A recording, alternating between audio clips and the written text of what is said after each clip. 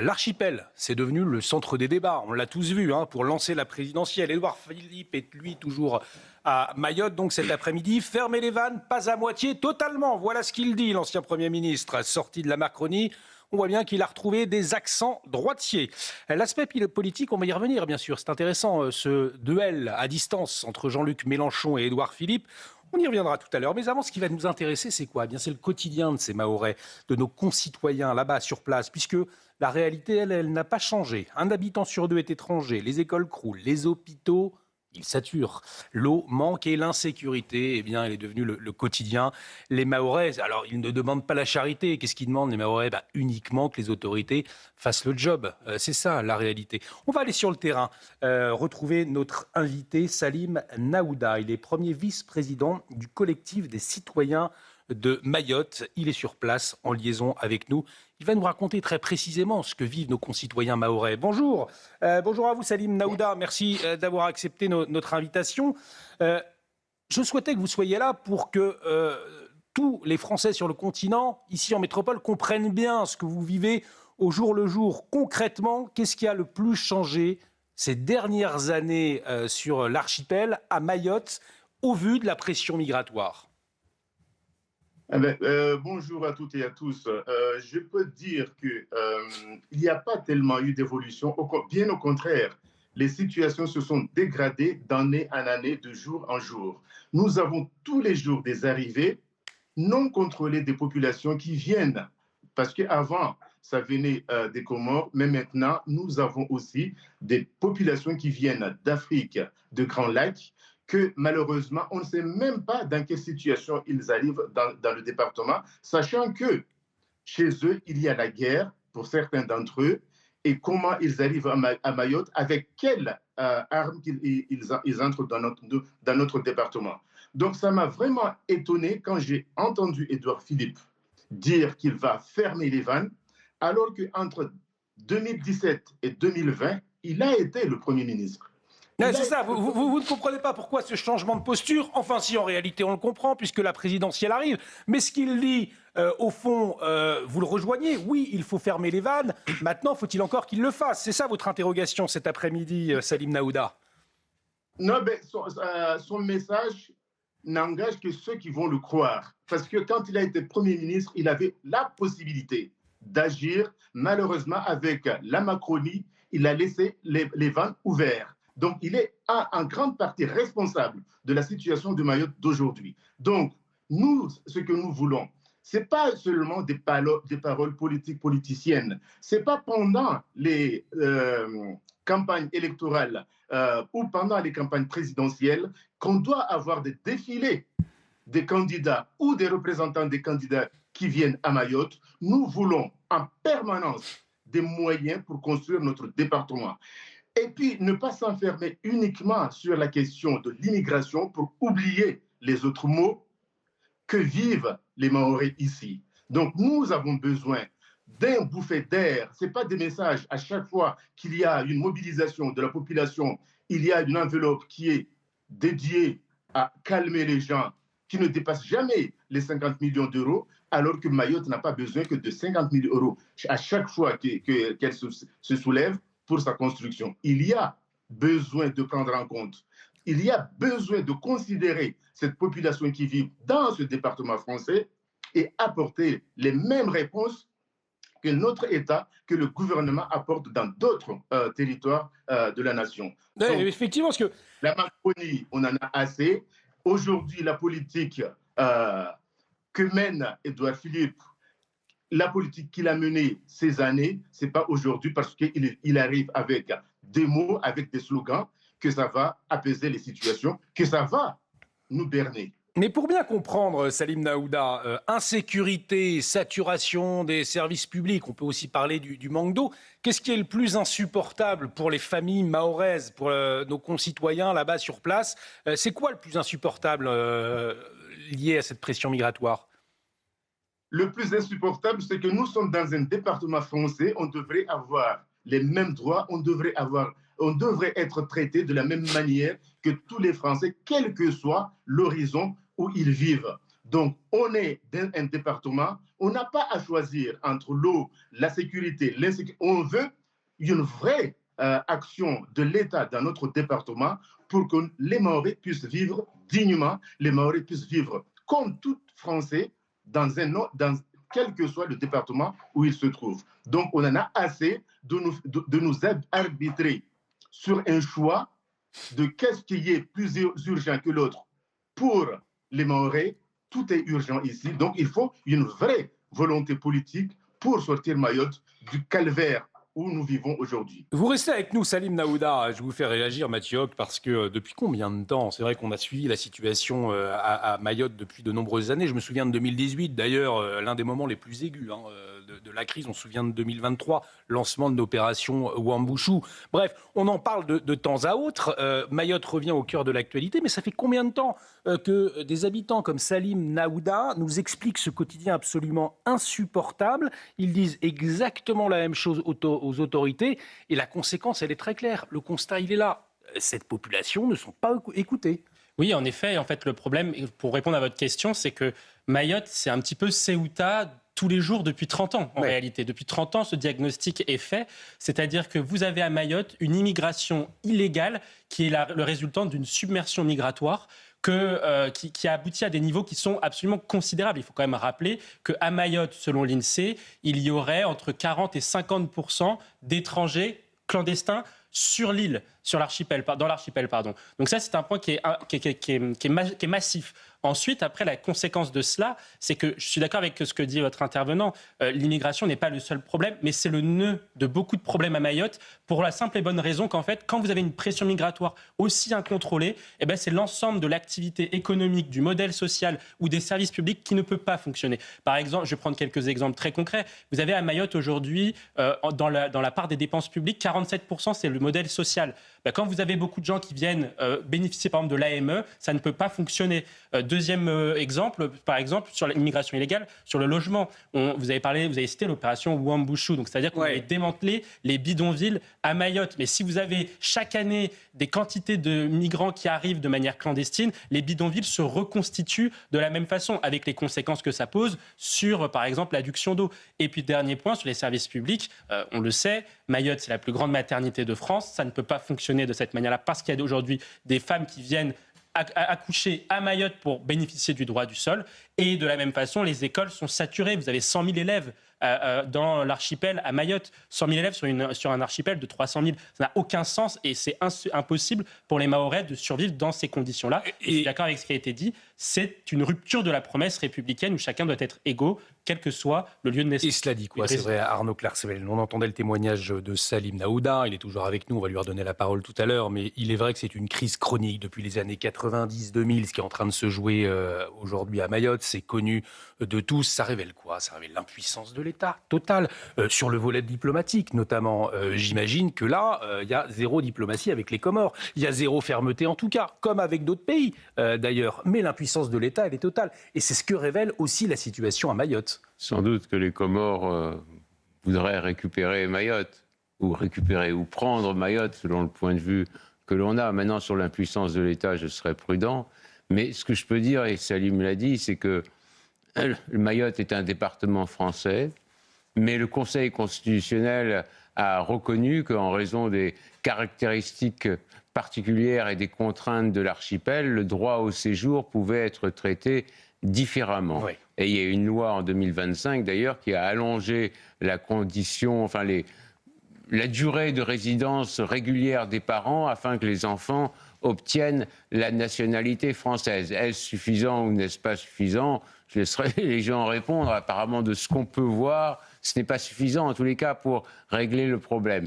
Mais pour revenir à ce qu'a proposé l'ancien Premier ministre Édouard Philippe, le droit d'asile, lui, reste du domaine du droit commun. Donc, quand il propose d'abolir le droit ou de suspendre le droit d'asile, moratoire, oui. C'est une initiative aventureuse par rapport au passé qu'il a eu. Et, disons, vous nous dites que c'est de la com, en fin de compte. C'est contradictoire avec son amour de l'état de droit qu'il a fait savoir durant des années et des critiques, par exemple, sur le projet de référendum de Marine Le Pen, qui est ou qui n'est pas constitutionnel, ça c'est aux constitutionnalistes de le dire, mais en tous les cas, qui a les précédents des référendums du général de Gaulle. C'est-à-dire, il y a eu 2 référendums qui ne sont pas passés par la voie soi-disant ou régulière ou soi-disant régulière selon le point de vue que l'on a, tandis que la proposition d'Édouard Philippe telle qu'elle semble vouée en tous les cas à l'échec. Le sait-il ou ne le sait-il pas? Et puis il y a la présidentielle qui approche, donc non, on va pas se cacher derrière notre petit doigt. On a tous bien compris que c'était aussi le lancement de la présidentielle sur le dos de Mayotte, et c'est pour ça qu'on y reviendra largement à 18h, mais j'aimerais conclure ce dossier avec Salim Naouda, qui est toujours avec nous. Vous avez, sur notre antenne, il y a quelques minutes, sur les antennes de CNews et d'Europe 1, vous avez témoigné de la réalité, de ce que vivent nos concitoyens à Mayotte. Quand vous entendez, quand vous observez ces passes d'armes entre Jean-Luc Mélenchon et Édouard Philippe, Jean-Luc Mélenchon qui parle du cap d'Édouard Philippe comme étant aberrant, ridicule et provocateur. Tout cela depuis ces universités d'été, ici, tranquillement, sur le continent. C'est quoi votre réaction quand vous voyez ces passes d'armes, ces duels politiques sur le dos de Mayotte ? Moi, je dis tout simplement que Mayotte ne doit pas servir à certaines politiques de se passer des mots alors que la réalité de Mayotte, c'est que nous voulons une construction. Quel que soit le politique qui passe, quel que soit le politique qui a des orientations d'être élu ou être réélu, il arrive avec des mots, des propositions, mais malheureusement, nous ne voyons jamais la couleur de ce que les Mahorais attendent, l'égalité. Jean-Luc Mélenchon, il tient des propos aujourd'hui. Mais Jean-Luc Mélenchon, il n'y a pas longtemps, il avait soutenu aussi la position des Comores. Donc, tous les politiques en général qui sont au niveau national, avant qu'ils ne se positionnent sur quoi que ce soit, il faut qu'ils comprennent la situation, il faut qu'ils discutent avec les Mahorais et savoir les orientations que les Mahorais ils veulent pour leur territoire, mais ne pas s'aventurer et après, derrière, revenir sur ce qu'on avait dit et contrer ce qu'on avait dit la veille. Donc, il faut qu'il y ait une politique cohérente, quel que soit le bord politique. Merci beaucoup, Salim Naouda, d'avoir accepté de témoigner sur notre antenne. Un mot pour conclure, pardonnez-moi, je vous ai coupé la parole, allez-y. Non, mais je dis avant que les uns et les autres se positionnent politiquement concernant la situation de Mayotte, il faut qu'ils suivent les orientations et répondent aux demandes des Mahorais. Et j'ajouterais qu'ils connaissent les contraintes et la réalité de la vie des Mahorais également. Merci à vous, Salim Naouda, d'avoir accepté notre invitation. Restez avec nous, parce qu'on y reviendra largement sur la situation à Mayotte et puis eh bien les conséquences politiques aussi, puisqu'on le voit que c'est au centre du débat. Sébastien Lecornu, il y va lui aussi cette semaine. Intéressant à observer tout cela. On y revient tout à l'heure. Mais avant, retour ici en métropole. Je vais vous emmener à Lyon. Où ça ? Avenue Tony Garnier. Nous sommes dans la nuit de mercredi à jeudi. Une équipage de la BAC, brigade anticriminalité, intervient pour une voiture. Elle est signalée volée. Classique, me direz-vous. Sauf que là, la voiture fonce, refuse d'obtempérer. 2 policiers blessés. Et aujourd'hui, accrochez-vous bien, le conducteur est laissé libre. Oui, il est laissé libre sous simple contrôle judiciaire. Rien, nada. Il est libre. On va aller plus loin avec vous, Corentin Alonso. Bonjour Corentin, expliquez-nous, qu'est-ce qu'on sait précisément de ce nouveau refus d'obtempérer ? Alors, selon les informations du Progrès, nous sommes donc vers 2h du matin, dans la nuit de mercredi à jeudi, lorsqu'un véhicule de police circule ici, donc avenue Tony Garnier, dans le 7e arrondissement de Lyon, lorsque ce véhicule aperçoit une Renault Clio signalée donc comme volée. À bord, le conducteur et 2 passagers sont cagoulés et ganté. Le véhicule n'obtempère pas aux policiers et part à contresens. Une course-poursuite s'engage alors sur l'avenue de Bourg. Face à lui, un véhicule de la BAC arrive en renfort. Les fuyards auraient alors, selon les policiers, foncé volontairement sur cette voiture de police de la BAC. Cette dernière évite le choc frontal grâce notamment à une manœuvre d'évitement. Les policiers sont heurtés non pas à l'avant du véhicule, mais à l'arrière-gauche gauche. Après la collision, les 3 individus qui sont âgés de 19, 25 et 32 ans se rebellent, mais sont finalement interpellés par les policiers. 2 policiers sont blessés au dos et au cervical à cause du choc. Ils sont transportés à l'hôpital. Le parquet de Lyon nous a appris cet après-midi que le conducteur est sorti libre de sa garde à vue. Il a été placé sous contrôle judiciaire dans l'attente de son audience au tribunal prévue ce lundi. Libre sous contrôle judiciaire, et c'est ça qui ne passe pas, c'est vrai, Corentin Alonso, puisqu'il n'y a pas une journée où nous ne parlons pas de refus d'obtempérer et du laxisme judiciaire. Oui, mais voilà, ça continue, et on imagine la colère des forces de l'ordre, des policiers comme Alain Barberis, secrétaire départemental Alliance 69. Il est en liaison avec nous. Merci d'avoir accepté notre invitation sur CNews et Europe 1, Alain Barberis, puisque je le disais, avec ce nouveau refus d'obtempérer, encore 2 de vos collègues blessés à Lyon. On imagine que c'est la colère qui vous anime cet après-midi. Oui, la colère, et en même temps, on n'est pas surpris, mais c'est vraiment un scandale, une fois de plus. Quel est le signal qu'on envoie aujourd'hui aux victimes et aux forces de l'ordre, à celles et ceux qui, des fois au péril de leur vie, sont là pour protéger la population, les Grands Lyonnais notamment, et les institutions. Donc voilà, notre secrétaire général l'avait dit en 2021, rappelez-vous, devant l'Assemblée nationale, le problème de la police, c'est la justice. Alors c'était peut-être un raccourci pour faire ce débat. Eh ben, on voit que c'est toujours d'actualité, et pour nous, c'est impensable. Qui peut penser aujourd'hui, qui peut croire que ce type de décision va dans le bon sens? Quand un conducteur, effectivement, fonce volontairement sur une voiture de police, est-ce qu'on peut encore parler d'un simple délit ? Est-ce qu'on peut voir un individu finalement ressortir libre sous contrôle judiciaire, ou alors est-ce qu'il ne serait pas temps de voir tout cela en tentative d'homicide déguisé finalement ? C'est une question qu'on peut se poser, non ? Ce qui est certain, c'est qu'on a un individu, enfin 3 individus, mais en tout cas le conducteur qui est quand même cagoulé, ganté dans un véhicule volé. Vous avez un refus d'obtempérer, je le rappelle, toutes les 20 minutes en France.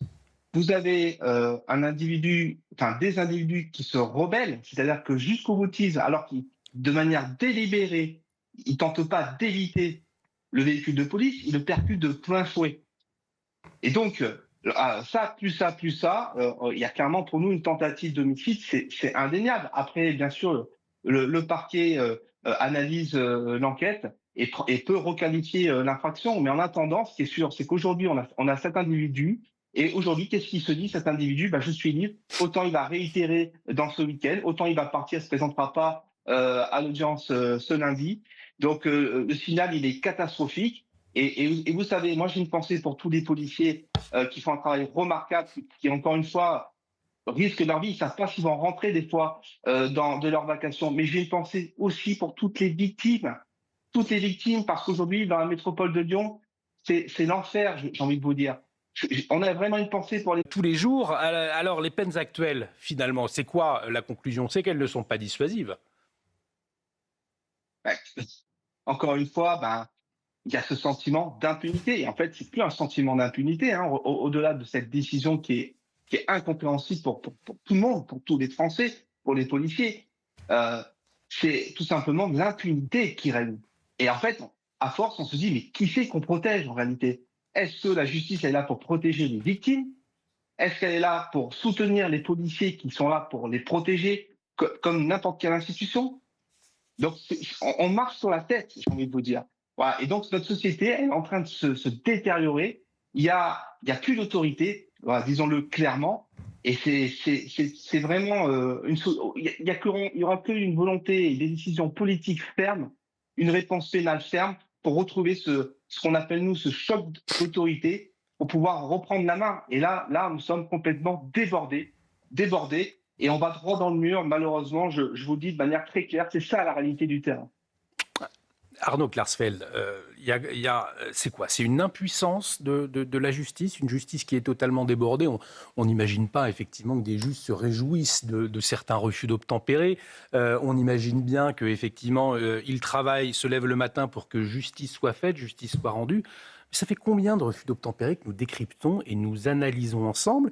Et finalement, par exemple, des peines planchers automatiques en cas de refus d'obtempérer, ça peut être une solution très concrète, mise en place, ou en tout cas mise sur la table. Ce n'est toujours pas le cas. On en est toujours au même décryptage, à la même situation. Je ne connais pas les conditions particulières de ce refus d'obtempérer, mais de là où je suis, je peux dire que c'est désolant, d'autant qu'il y a quelques semaines, j'étais boulevard Haussmann, à l'angle de la rue Saint-Honoré, il y a des sirènes de police qui retentissaient, mais il m'a passé juste vraiment, j'ai senti le souffle de la voiture, une grosse Mercedes qui faisait un refus d'obtempérer, enfin qui fuyait. On va citer d'autres marques, peut-être BMW, Audi, Citroën, Renault. Elle s'est encaissée dans un... Là, c'était une Mercedes, mais ça aurait pu être... Je cite d'autres marques, vous savez, ce sont les règles. Ça aurait pu être une Bugatti. Voilà. En tous les cas, elle s'est encaissée dans un plot de front, et les 3 personnes à l'intérieur ont fui de l'autre côté de la rue. Donc, un refus d'obtempérer à grande vitesse présente un danger pour le public en général. Donc les peines aujourd'hui, je crois, sont de 3 mois à 3 ans. Bon, si on met en danger la vie d'autrui, ça peut sans doute être augmenté, mais c'est vrai que si vous mettez la vie en danger des gens, si vous n'écoutez pas la police et si vous ressortez libre, ça envoie un message que certains pourraient considérer comme peu incitatif à cesser ces refus d'obtempérer. Mais Alain Barberis, peut-être pour clore, c'est très intéressant le fait qu'Arnaud Klarsfeld s'appuie, et vous le faites souvent d'ailleurs, sur des exemples concrets du vécu, c'est-à-dire que vous sentez la puissance de ce véhicule qui fonce poursuivi par des policiers. Il faut aussi comprendre la réalité, être là face à une voiture qui finalement devient, Alain Barberis, une arme par destination. Et c'est hyper impressionnant.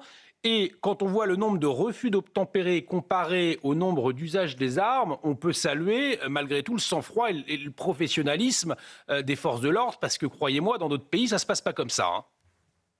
C'est évident et la vérité, lorsqu'on sait qu'il y a un refus d'obtempérer toutes les 20 minutes sur le territoire, vous n'avez pas un usage d'armes par les forces de l'ordre toutes les 20 minutes sur ces refus d'obtempérer. Je crois que même pas 1%. C'est ce que je voulais dire. Au niveau des statistiques, c'est même pas 1% d'usage d'armes. Et encore, l'usage d'armes, vous le savez, c'est vraiment en quelques secondes, parce que le policier, le gendarme, le policier municipal n'a que quelques secondes peut-être pour sauver sa propre vie ou celle de ses collègues. Donc c'est un fléau, c'est vrai. C'est un fait de société, c'est vrai aussi. Mais encore une fois, tant qu'on n'aura pas une justice ferme, tant que les agresseurs des forces de l'ordre, de celles et ceux qui protègent les Français, ne vont pas dans la case prison, vous voyez, quand il y a une agression, quelle qu'elle soit, et encore plus quand vous avez ça aggravé en réunion, par une arme par destination, etc., on n'y arrivera pas. Voilà, on pourra malheureusement constater tous les jours des faits, et on pourra à chaque fois alerter et dénoncer jusqu'au drame, parce qu'il y aura des drames. Il y aura des drames. On a failli passer de près. J'ai failli avoir, moi, 4 policiers lyonnais de la BAC. Ils ont failli y rester. Et c'est vraiment le conducteur qui, lui, en 2 secondes, il n'a pas sorti son arme. Son arme, c'est son flair. C'est le fait qu'il ait pu, en 2 secondes, manœuvrer. Et ils ont vraiment échappé de peu à la mort, je vous le dis vraiment très clairement. Alain Barberis, secrétaire départemental Alliance 69, merci à vous. On a pris un petit peu plus de temps, effectivement, pour décrypter cette actualité. Il ne faut pas s'y habituer, Mathieu Hoc. C'est une actualité quasi quotidienne, ces refus d'obtempérer. Mais on ne peut pas s'y habituer. C'est facile, autour d'un plateau, de discuter, de dire « Oh, encore un refus d'obtempérer ». Des faits divers, on brainwash, etc. Par exemple. C'est ça le vrai Combien problème. d'augmentation, vous le disiez tout à l'heure? On est aujourd'hui à plus de 50% de refus d'obtempérer. Vous avez rappelé le chiffre, 28 200. On était à moins de 15 000 il y a 10 ans. Donc c'est-à-dire que les refus d'obtempérer explosent dans notre pays depuis 10 ans. Le véritable problème, c'est que vous avez 20% des refus d'obtempérer dans lesquels la vie du policier ou la vie d'un riverain est en jeu. Mais comme l'a rappelé monsieur le policier, dans seulement 1% des cas, le policier utilise son arme, alors qu'il devrait le faire dans 20% des cas, puisque la vie du policier est en jeu. Pourquoi expliquer cette sous-utilisation? Mais c'est parce que vous avez aujourd'hui un tribunal médiatique et un tribunal juridique qui condamne davantage le policier, par principe, plutôt que le délinquant et le criminel. C'est ça le véritable problème. Un policier blessé, c'est quelque chose de normal pour certains. Exactement. Ou c'est un voyou, selon Olivier Faure, ou la police tue, selon Jean-Luc Mélenchon. Jean-Luc Mélenchon. Voilà, allez, on va marquer une pause. On remercie Corentin Alonso, merci pour ce point très précis sur ce refus d'obtempérer à Lyon. On marque une très courte pause. Après Lyon, on va aller à Paris avec ce recours répété au gymnase pour héberger des migrants. Alors en fait, c'est plus une exception, c'est une gestion de crise permanente. En tout cas, ça me révèle quoi? Ça révèle que en France, on a atteint les limites d'accueil. Quand je parle d'accueil, c'est le vrai accueil, c'est pas celui qu'on fait aujourd'hui. Ça, c'est pas de l'accueil, ça. Allez, à tout de suite sur Europe 1 et CNews.